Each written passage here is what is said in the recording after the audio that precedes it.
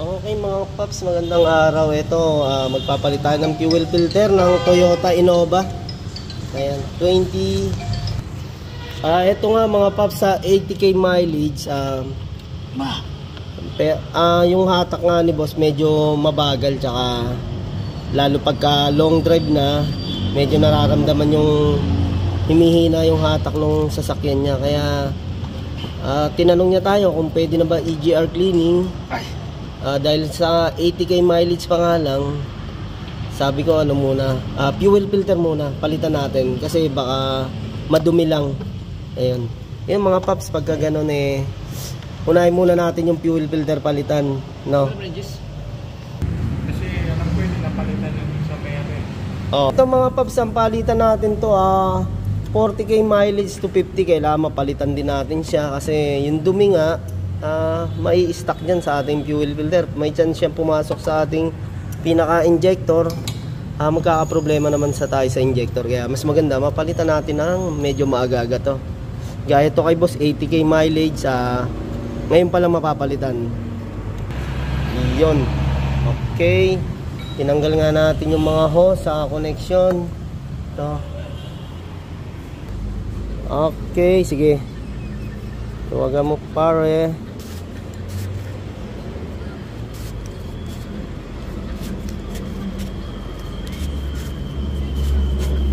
Okay, bitawan ko.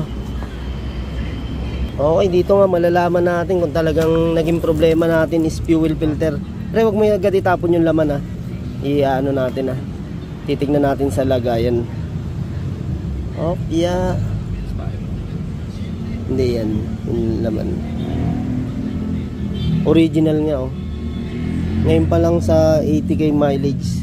Hindi, malay mo talaga yung loob niya madumi na rin. Ito na nga mga paps yeah. Puntahan siya.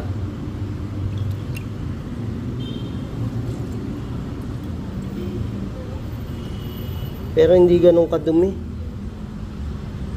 Linis madumi na rin siya. Pero hindi gaya nung iba na bubuksan namin talaga na paglabas talaga dun ng diesel is halos maitim. Pati yung diesel sa ilalim. Ito pwede rin yung pinaka-fuel filter natin na element. Yan.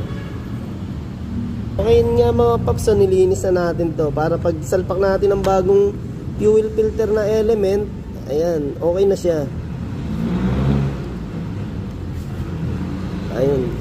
At least obserbahan ni boss pag napalitan natin ng fuel filter, pagka umayos na yung takbo, ibig sabihin talagang kailangan talagang fuel filter natin every 40 to 50k mileage mapalitan natin.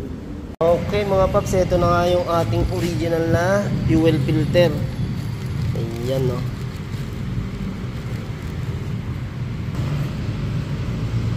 Okay, pag napalitan natin ng bago talaga yung fuel natin, mas gaganda naman ang hatak. Ayan, mas maganda yung arangkada, tsaka mas maluwag yung takbo. Dahil malinis na. Ayun nga mga paps, bali yun nga yung maganda natin tips pagka naaramdaman nyo na medyo nagbago yung hatak ng yung sasakyan, unahin muna nating palitan yung ating fuel filter para hindi naman kayo mapagastos, kasi talagang kailangan natin palitan yan 30k mileage or 40 pataas.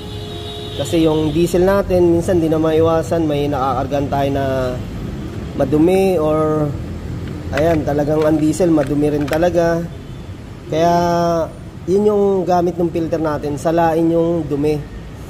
Kung puno na yung dumi dyan, talagang makaka-apekto na rin sa takbo ng ating sasakyan. Nga mga paps. Kaya kasama natin dito si Boss Al.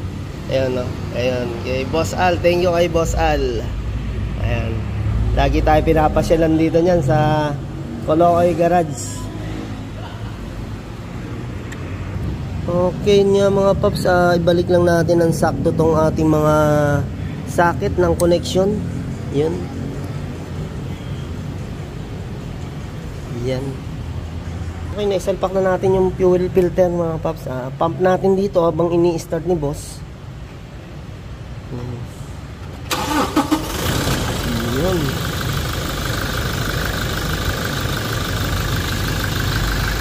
Ito talaga una natin pinapalitan yung fuel filter na to. Ito gas filter, pwede yan sa 100k mileage. Ito. Okay, balik natin itong pinakalock nga na to.